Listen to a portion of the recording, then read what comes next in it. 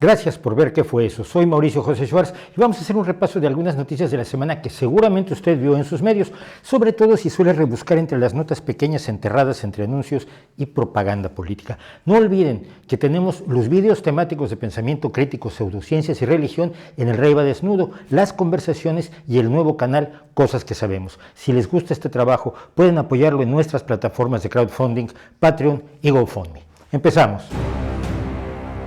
Esta semana se dio a conocer que un paciente seropositivo al que se le realizó un trasplante de células madre de médula ósea para tratar un cáncer ha estado libre del virus durante 18 meses. Aunque los medios se apresuraron a hablar de una curación del VIH, los médicos en realidad prefieren hablar de un estado de remisión, pero no se atreven aún a declararlo curado, considerando que es posible que el virus reaparezca en su cuerpo. El único otro paciente en una situación similar es el que fue llamado el paciente de Berlín, Timothy Ray Brown, cuyo caso se dio a conocer en 2007 y que desde entonces está libre del virus. Brown también fue sometido a un trasplante del mismo tipo de células. Algunos médicos sí se atreven a declararlo completamente curado 12 años después. La curación o remisión del virus de la inmunodeficiencia humana se debe a que las células madre usadas tienen una mutación muy poco frecuente en el gen CCR5, que vuelve a sus portadores inmunes al VIH. Esto lo logra cambiando la composición de una proteína de los glóbulos blancos responsables de nuestro sistema inmune que produce este gen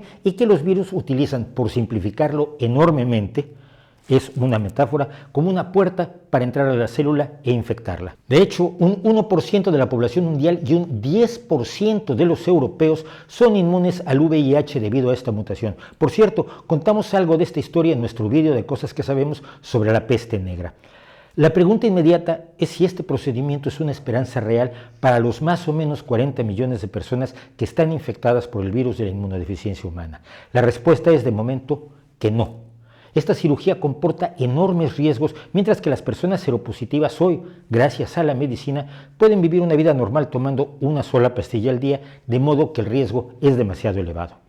De todas formas, estamos muy lejos de principios de la década de 1980, cuando el virus empezó a extenderse provocando un pánico que muchos prefieren olvidar, que fue utilizado políticamente para atacar a las comunidades homosexuales, afirmando que era una enfermedad propia de su condición sexual y, por supuesto, un castigo de Dios. Y una época en la que los enfermos eran con frecuencia abandonados, como en tiempos de la peste negra, por miedo al contagio, y las personas seropositivas debían ocultar su afección como si fuera su culpa, que por supuesto no lo es. La clave del futuro de Venezuela podría estar no en la presión que ejerce la Unión Europea para que se celebren unas elecciones fiables y limpias, ni en la presión de los Estados Unidos que empieza a crecer en medio del desorden de la política exterior de ese país, porque hay que recordar que independientemente de las acusaciones del gobierno venezolano, las sanciones de Estados Unidos a Venezuela han sido menores y el comercio entre ambos países sigue siendo sólido, con un 42% de las exportaciones venezolanas destinadas a Estados Unidos y un 38% de sus importaciones también provenientes de ese país. Dejando de lado la propaganda oficial venezolana, es Rusia quien podría inclinar la balanza del futuro venezolano. Rusia se ha beneficiado de la compra de armas de Venezuela, que ha sido durante años el mayor comprador de armas de América Latina, y el 65% de sus adquisiciones provienen de Rusia. España era su principal proveedor europeo, pero las compras se redujeron desde que en 2014 España suspendió la venta de equipo antidisturbios a Venezuela, luego de que la represión del gobierno a las protestas callejeras dejó un saldo de más de 40 muertos. La deuda venezolana con el Ministerio de Finanzas de Rusia por armas, vehículos y cereales asciende a 3.100 millones de dólares, según informa hoy The New York Times. El principal socio y prestamista de Venezuela en cuanto a petróleo es la empresa estatal, también Rusia, Rosneft, que participa en 5 proyectos de producción de crudo y ha prestado a Maduro a cambio de petróleo 7.000 millones de dólares, de los cuales Venezuela aún adeuda 2.300 millones. El problema para Putin y la élite rusa es determinar si su mejor apuesta es mantener a un régimen corrupto que ha administrado atrozmente la economía del país o ser parte de una transición que garantice los intereses rusos en Venezuela. Las deudas internacionales, por ejemplo, salvo en casos muy concretos, son consideradas sagradas y deben pagarse incluso si hay cambios de gobierno, algo que algunos políticos han descubierto por el camino difícil al acceder al poder. En todo caso, lo que sigue siendo razonable, lo único que sigue siendo razonable, es que sean los venezolanos en las urnas los que decidan el futuro de su país en unas elecciones con todas las garantías y más allá de lo que quieran Donald Trump, Vladimir Putin, sus aliados o quienes con más buena voluntad y convicción ideológica que información sólida se posicionan a favor o en contra de Maduro, cómodamente instalados fuera de las fronteras de Venezuela y colaborando a una polarización políticamente insana. Argelia, el escenario de uno de los peores momentos de la política internacional francesa, está presidida desde 1999 por Abdelaziz Bouteflika, un líder de la guerra de independencia muy cercano al amado Hary Boumediene. Aunque el saldo de sus gobiernos puede valorarse de modo positivo en general, con sus acciones en pro de la reconciliación nacional después de la guerra civil y el liderazgo que asumió en África, no deja de tener graves carencias como la ausencia de una prensa libre y la prohibición de todo tipo de manifestaciones o reuniones y un control de Internet que se ha hecho evidente sobre todo en las más recientes protestas. Pero lo más grave es que la salud de Bouteflika ha sido asunto de preocupación desde 2005, cuando se le hospitalizó por problemas gástricos que, según informes, resultaron evolucionar en un cáncer de estómago. En 2013 se hospitalizó primero en París y luego en Grenoble, y desde entonces no se le ha visto en público, salvo por una reciente aparición en la televisión estatal en 2017. Hoy no se conoce con certeza su paradero, se dice sin confirmación que apenas puede hablar, que está confinado a una silla de ruedas y se comunica con sus ministros mediante notas manuscritas. Pese a ello, Bouteflika se presenta como candidato ausente a las elecciones que se celebrarán en Argelia el 18 de abril.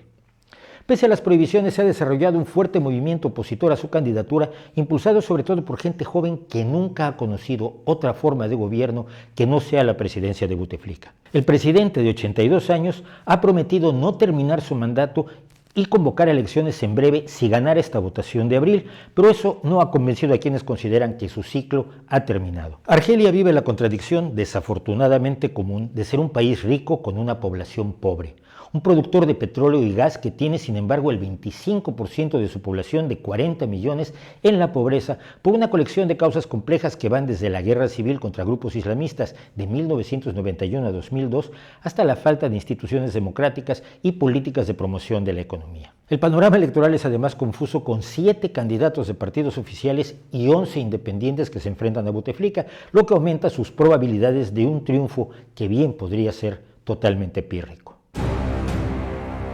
Por primera vez en la historia, en el Consejo de Derechos Humanos de las Naciones Unidas, 36 de los 47 países miembros firmaron una condena contra Arabia Saudita por sus violaciones a los derechos humanos, citando los arrestos continuados y las detenciones arbitrarias de defensores de los derechos humanos. Entre los firmantes estuvo la totalidad de los miembros de la Unión Europea que participan en el Consejo.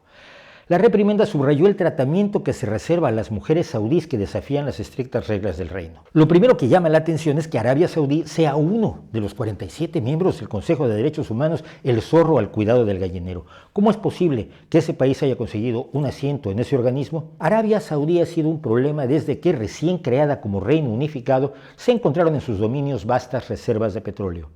la sangre del desarrollo industrial, tecnológico y científico del siglo XX y XXI. Arabia Saudí es el resultado de luchas entre tribus del desierto de las que salió triunfante la familia Al Saud, mascarón de proa del movimiento wahabista, una forma puritana y fundamentalista del Islam sunita. Como nación se rige por su visión de la ley islámica, la Sharia, y como un reino absolutista y despótico que se distingue no solo por sus numerosas violaciones a los derechos humanos de sus ciudadanos y un trato especialmente denigrante para las mujeres, sino por su financiamiento de distintos movimientos violentos, islamistas y extremistas para promover su visión religiosa.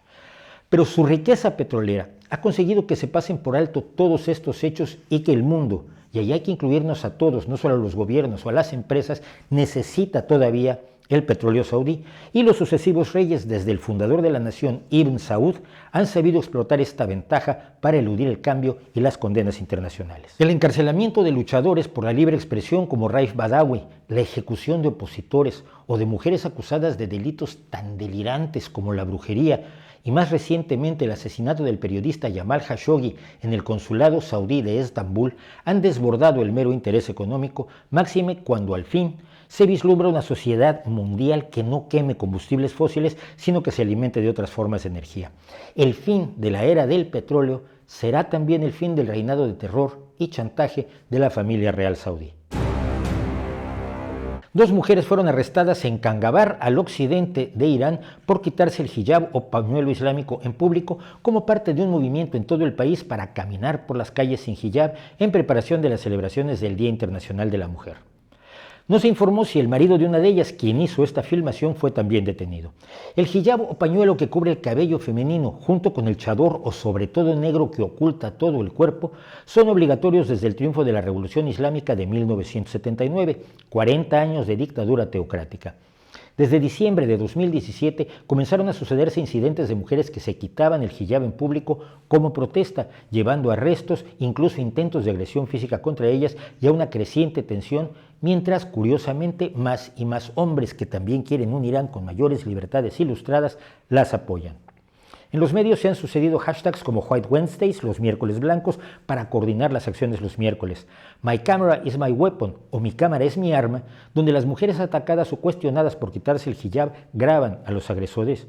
y Walking Unveiled, caminar sin velo. Mientras tanto, en Kabul, capital de Afganistán, país que durante mucho tiempo estuvo bajo el dominio de los talibán, grupo fundamentalista islámico de brutalidad comparable a la del Estado Islámico, el Daesh,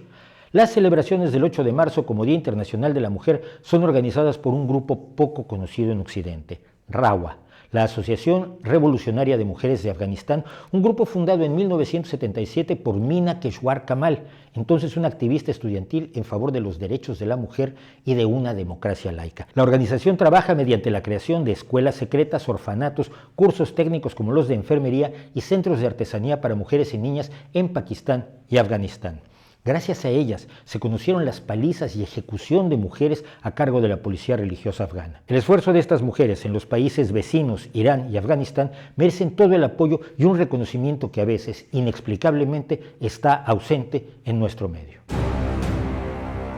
La empresa Facebook informó que empezará una campaña reduciendo la clasificación o ranking de los grupos y páginas que difunden desinformación sobre las vacunas y se les dejará de incluir en las recomendaciones y el texto predictivo cuando uno realiza búsquedas.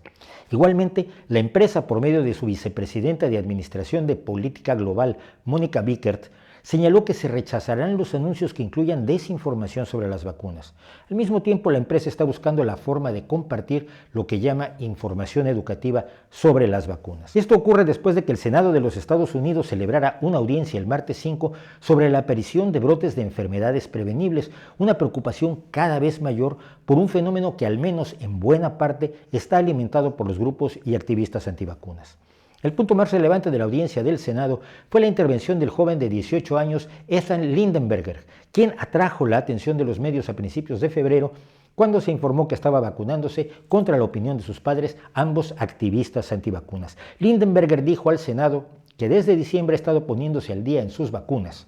Cuando se le preguntó la fuente de información antivacunas de sus padres, respondió que era fundamentalmente Facebook. Mientras tanto, las fuentes de información del joven, las que lo llevaron a desafiar las creencias de sus padres, provenían de revistas científicas, sitios de divulgación de la ciencia y de combate a las pseudociencias y las pseudoterapias. Esto ocurre también cuando Mark Zuckerberg, presidente de Facebook, ha anunciado que Facebook se reorientará como una plataforma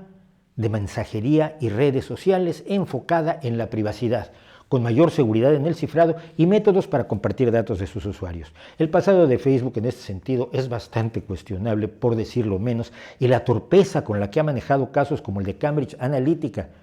y la influencia de esta empresa en las elecciones de 2016 de los Estados Unidos y el referéndum de Brexit en el Reino Unido ese mismo año fueron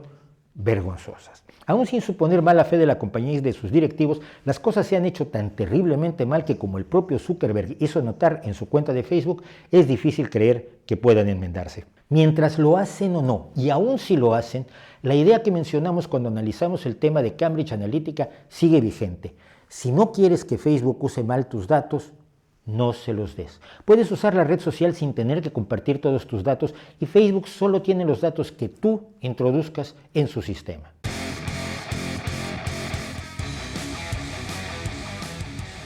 Esta semana se supo que Corea del Norte ha reemprendido la construcción de varias instalaciones destinadas a la producción y lanzamiento de misiles nucleares por todo el mundo. De manera que ya no asombra, Donald Trump se declaró levemente decepcionado, una forma un tanto ligera de referirse al peligro de una guerra nuclear emprendida por un tirano detrás de cuyo rostro simpático, redondo y sonriente está una de las más feroces dictaduras del mundo.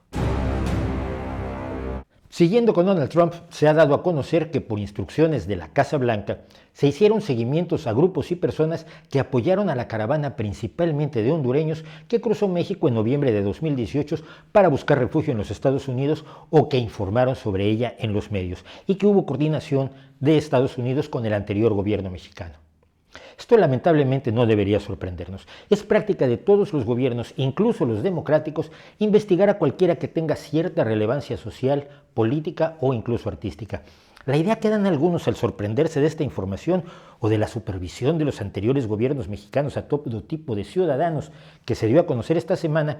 es la que nos deja el capitán Renault en la película Casablanca cuando se revela escandalizado porque hay un casino clandestino en el café de Rick. Estaríamos mejor si en lugar de escandalizarnos se legislara cada vez más estrictamente para impedir que la legítima recopilación de inteligencia de los gobiernos se convirtiera en un arma de persecución política. Pero le puedo decir desde ahora que ni en Estados Unidos, ni en México, ni en muchos otros países donde surgen estos escándalos, los legisladores y los gobernantes tienen ningún interés en redactar, aprobar y respetar leyes de esa índole. Porque esos procedimientos a muchos les molestan cuando se usan contra ellos, pero cuando están en el poder los usan sin ningún pudor. Y finalmente, una pequeña anotación del archivo Kafka.